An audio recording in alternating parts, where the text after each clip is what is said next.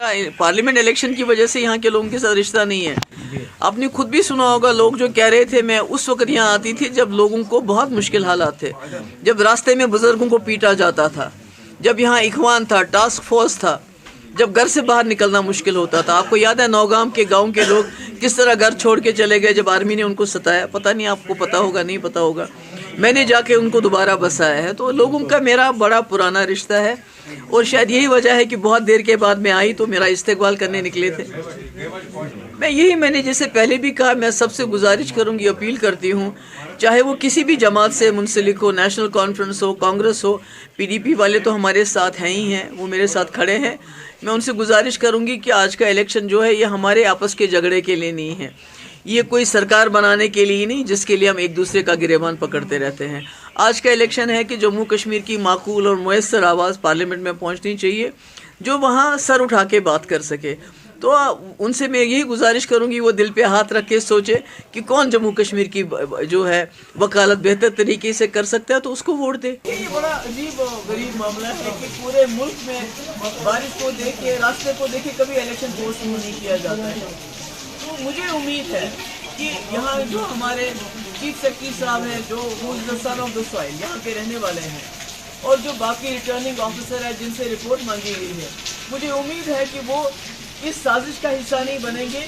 वो जो हकीकत है, ज़मीनी हकीकत है, उसको बयान करेंगे। और इलेक्शन कमीशन आपको भी, मैं इंडिया को भी मैं कहती हूँ कि मुल्की मफाद को इस तरह नुकसान मत पहुँचाइए। आपको मालूम होना चाहिए जम्मू कश्मीर के लोगों का भरोसा ऑलरेडी बहुत बार तोड़ चुके हैं। अगर आप फिर से ये इलेक्शन डेवलप करते हैं किसी एक पार्टी को फ़ायदा पहुँचाने के लिए, इससे न सिर्फ जम्मू कश्मीर को बल्कि मुल्क के मफाद को भी नुकसान पहुँचता है। मगर मुझे उम्मीद है जो यहाँ के अफसर साहिबान हैं वो इस साजिश का हिस्सा नहीं बने। ये बदकिस्मती है इस मुल्क की कि एक पार्टी जो 300 सीटें जिसके पास अभी है, तो वो इस किस्म की छोटी बातें करती है, जबकि कांग्रेस का मैनिफेस्टो बहुत अच्छा है, जिसमें बेरोजगारी, बेकारी की बात की है, महंगाई कम करने की बात की है, औरतों को पूरे हुकूक देने की बात की गई है, MSP की बात की गई है। मेरे ख्याल में 70 साल में पहले इतना अच्छा मैनिफेस्टो आया है, क्योंकि बीजेपी के पास लोगों को मंगलसूत्र और दूसरी जो हिंदू मुस्लिम झगड़ा कराने के अलावा कुछ भी नहीं है। उन्होंने कहा था 2 करोड़ नौकरियां देंगे हर साल, अभी 20 करोड़ नौकरियां होनी चाहिए थी, किसी को कुछ नहीं दिया।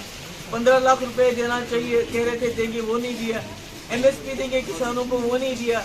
औरतों की हम रक्षा करेंगे, उनकी हिफाजत करेंगे, पर जो औरतों के रेपिस्ट हैं वो खुले घूमते हैं। तो हर महाज से बीजेपी चूंकि नाकाम हो गई है, इसलिए इस किस्म के छोटे और ऊंचे मुद्दे उठा के लोगों का ध्यान भटकाना चाहती है। ये तो अकेला छोड़ दिया, जो लीडर थे उन्होंने मुझे अकेला छोड़ दिया, मेरी पार्टी तोड़ी गई। मगर ये मेरे वर्कर, ये मेरे कारकुन हैं जो मेरे साथ खड़े रहे, हर वक्त मुश्किल से मुश्किल वक्त में मेरे साथ खड़े रहे।